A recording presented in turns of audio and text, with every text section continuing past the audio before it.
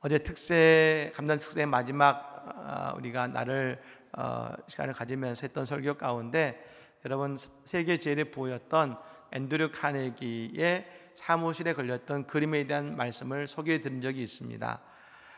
유명한 화가의 작품이 아니라 그가 힘든 젊음의 시간을 보낼 때 그가 우연히 보았던 한 이름 없는 화가의 그 작품을 그는 마지막까지 그의 사무실에 걸어놓았습니다. 그 그림은 여러분 이런 그림입니다. 사진으로 보여드리면 이 커다란 나룻배 하나가 물이 없는 그곳에 옆에 덩그러니 놓여있는 이 그림인 것입니다. 그런데 여러분 이 그림 아래에 하나의 글이 쓰여져 있습니다. 그건 이 글입니다. 반드시 밀물이 밀려오리라. 그날 나는 바다로 나아가리라. 앤드류 카네기는 늘 이 그림을 볼 때마다 희망을 얻었다고 합니다. 여러분 이 배가 이곳에 있다는 것은 뭘 의미하겠습니까? 이전에는 이곳에 물이 있었다는 의미지요. 지금은 물이 없어서 그 배가 덩그러니 놓여 있지만 그러나 다시금 밀물이 이곳까지 밀려오게 되면 이 배는 다시금 바다로 나아갈 수 있다는 것을 분명하게 보여주는 것입니다. 여러분 우리의 인생에 반드시 주님의 축복의 밀물이 밀려올 것입니다.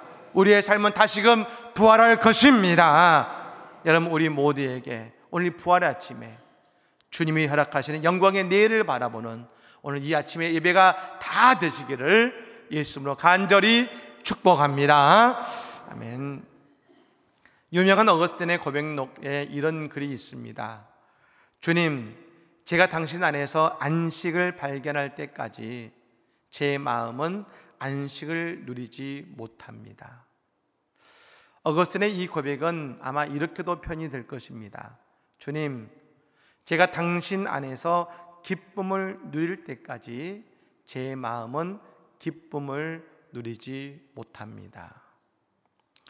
주님 안에서 안식하고 주님 안에서 기쁨을 누릴 수 있다는 것이 얼마나 큰 축복이고 은혜이겠습니까? 저는 이 고백은 우리에게 중요한 한 가지 복음이 우리에게 믿어질 때에 이것이 가능하다는 것을 말씀드리고 싶습니다. 그것은 바로 예수 그리스도의 부활입니다.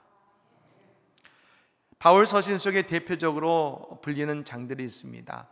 고린도전서 13장의 말씀은 사랑장이라 불리고 히브리서 11장의 말씀은 믿음장이라 불리웁니다. 그리고 오늘 본문인 이 고린도전서 15장의 말씀은 부활장이라고 불리우는 말씀입니다.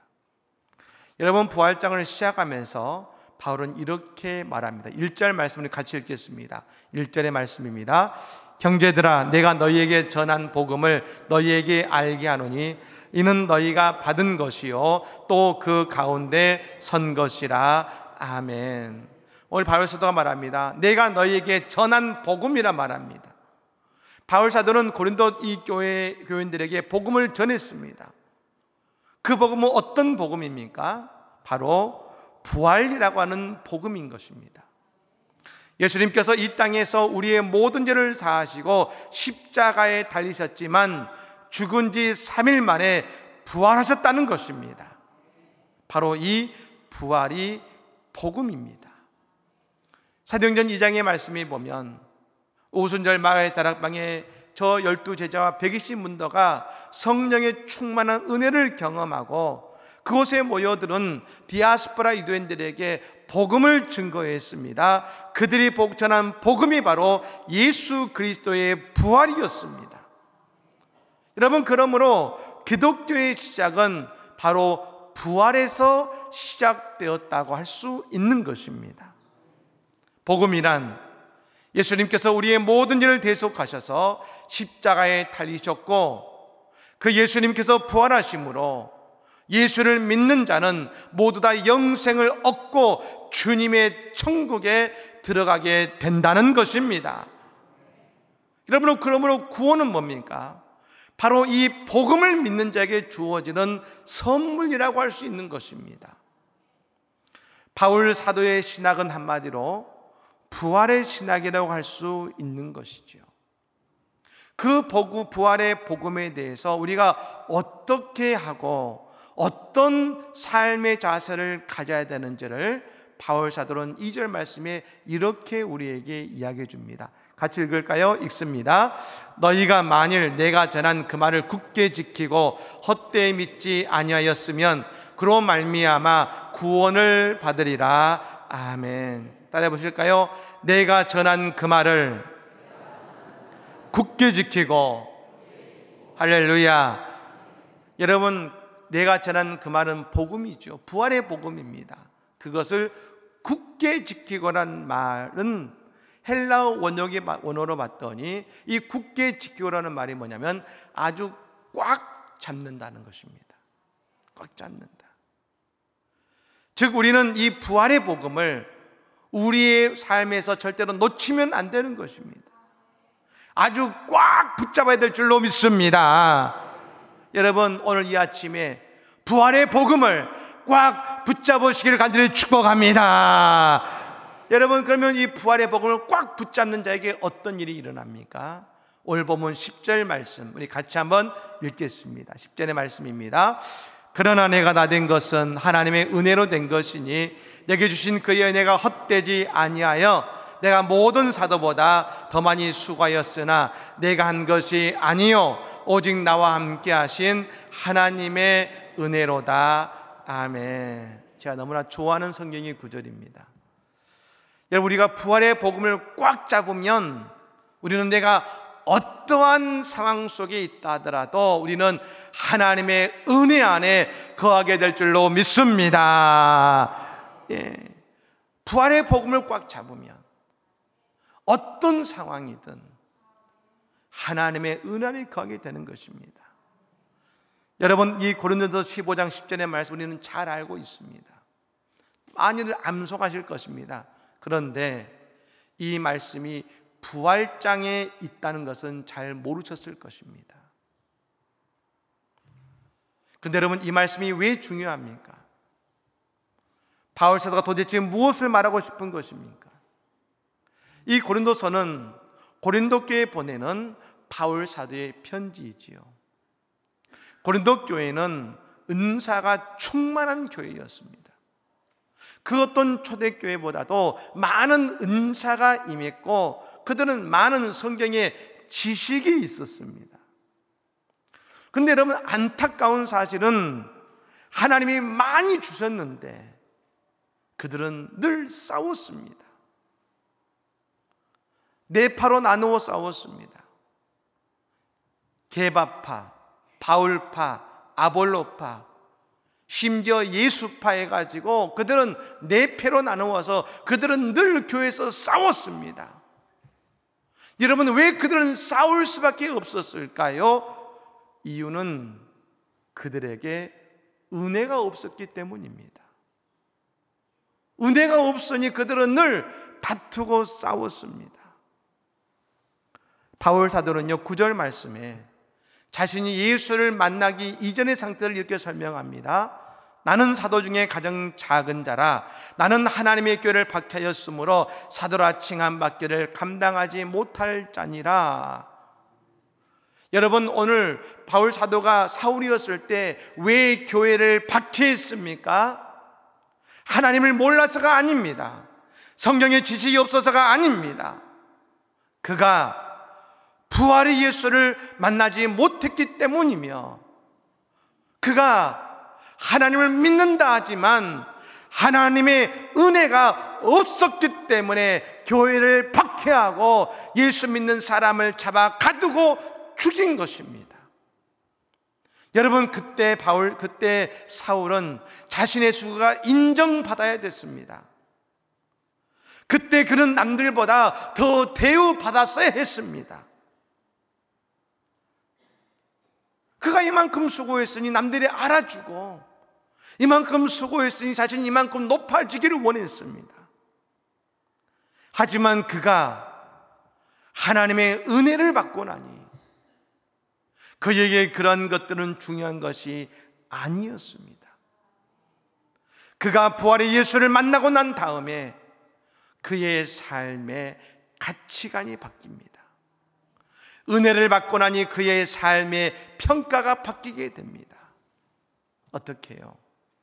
내가 다른 사도들보다 더 많이 수고했다. 내가 다른 이들보다 더 많이 고생했다. 이건 누구도 부인할 수 없는 사실이다. 그런데 그것이 오히려 다 내게 하나님의 은혜요, 더 큰 하나님의 은혜라고 감사하게 되었다는 것입니다.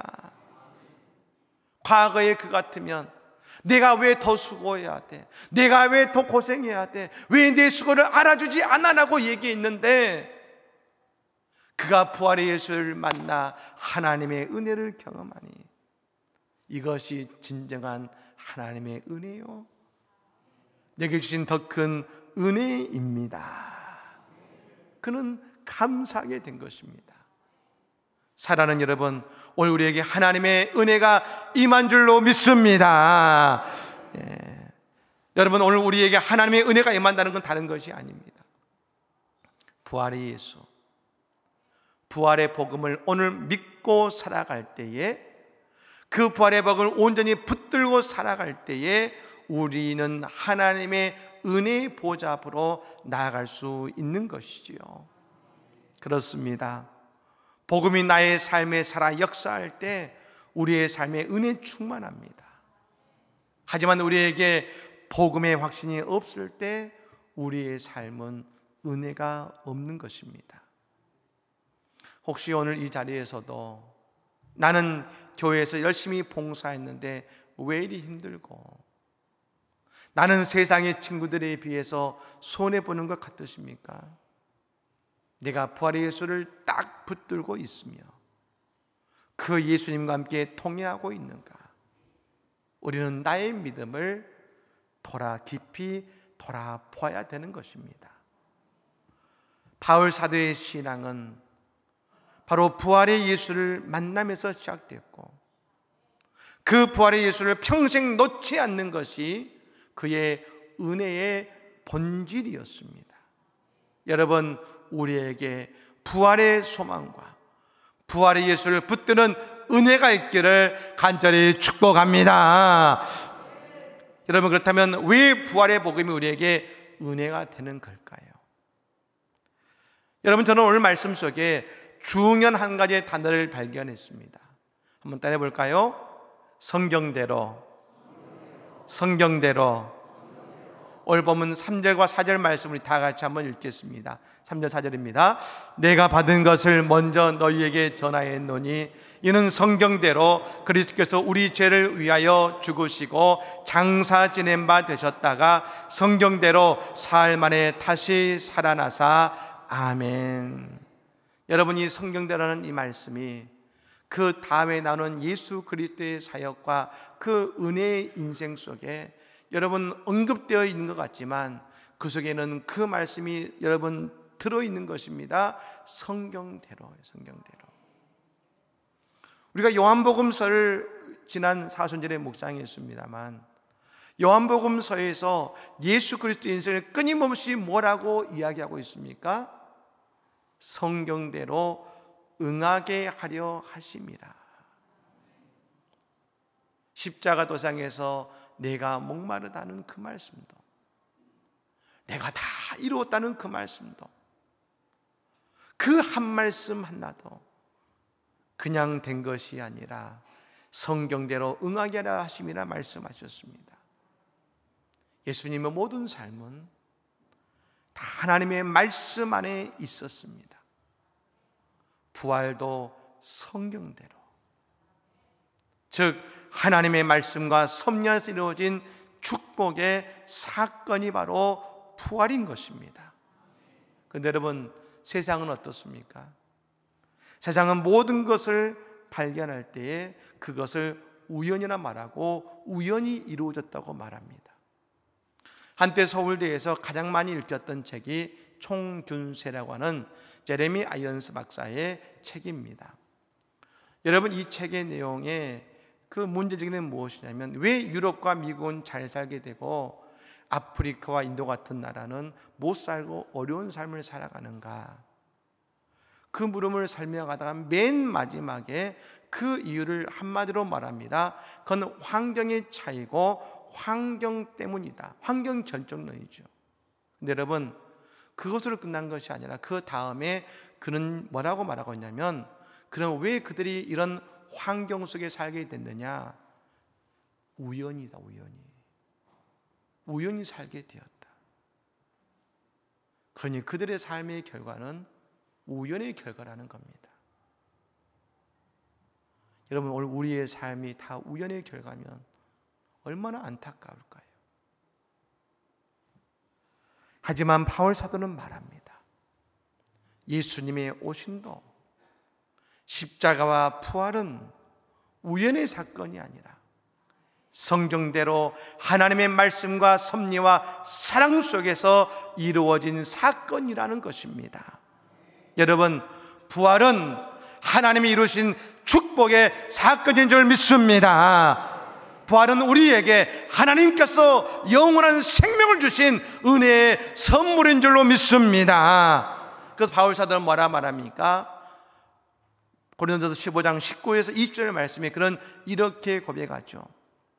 만일 그리스도 안에서 우리가 바라는 것이 다만 이 세상의 삶뿐이면 모든 사람 가운데 우리가 더욱 불쌍한 자이리라.